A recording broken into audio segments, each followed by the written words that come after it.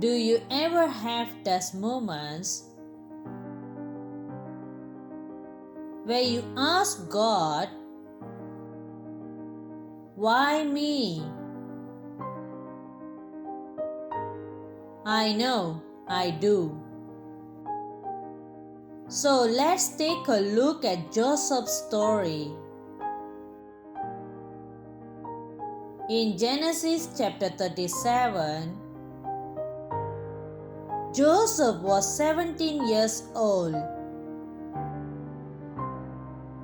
He was a shepherd.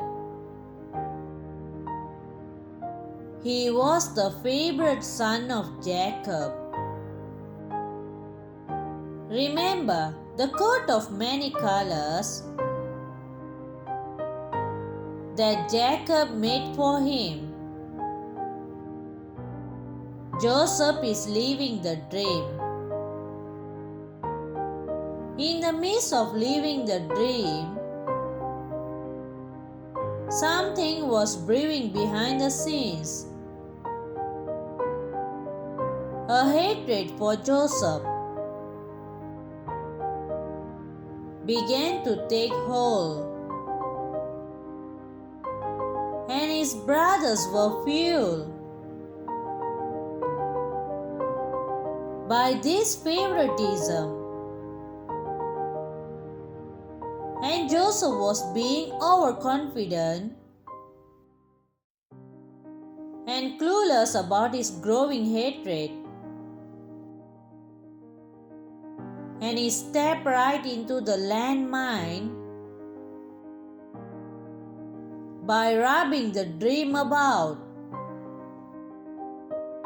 his future supremacy and his brother's submission to him. How do you think that went? Well, it intensified their hatred towards him, and they wanted to kill him. This stunt got Joseph a one-way trip to a dead pit. One of his brothers managed to rescue him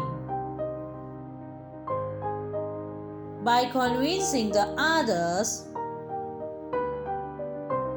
to sell him to a caravan heading to Egypt instead of killing him off. So off to Egypt Joseph went. The Lord was with Joseph. In a moment, Joseph's life was changed. From being the beloved son to a slave in the unknown land of Egypt. And upon his arrival, his sightseeing was cut short because he was sold to Pharaoh's captain Potiphar to be a servant in his house.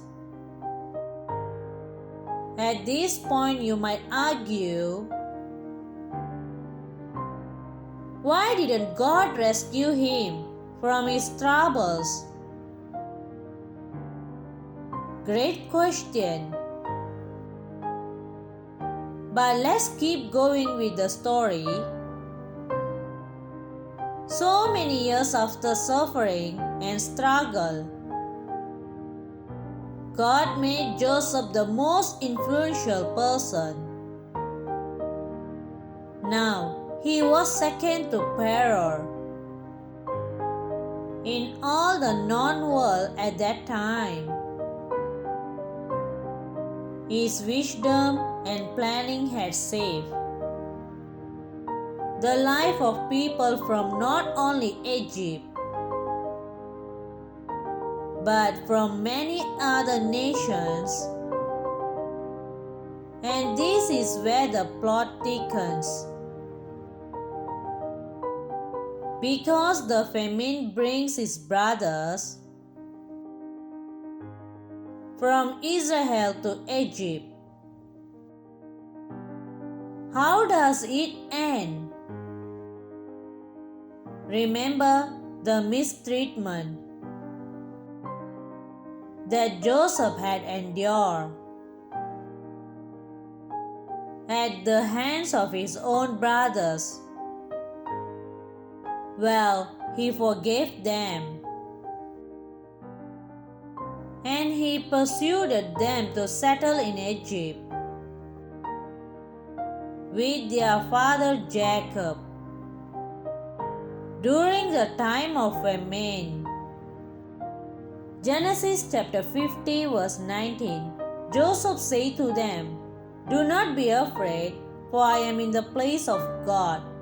But as for you, you mean evil against me, but God meant it for good, in order to bring it about as it is the day, to save many people alive. Now, therefore, do not be afraid. I will provide for you and your little ones." Trust God. Trust God no matter what you are going through, because what the enemy meant for evil, God is about to turn it around for your good. God is about to turn it around for your good. Wherever you are, I just want you to thank God. That disappointment that I have faced, the heartbreak that I have faced, every bad experience that I had, you use it all to turn things around for me. I may not see it yet, but I thank you because you are using every bad experience I have got to turn things around. You are using it to make me a star. So always let me the process go. Only God can turn a mess into a message, a victim into a victory, and a test into a testimony. God is good all the time. Trust God. God bless you.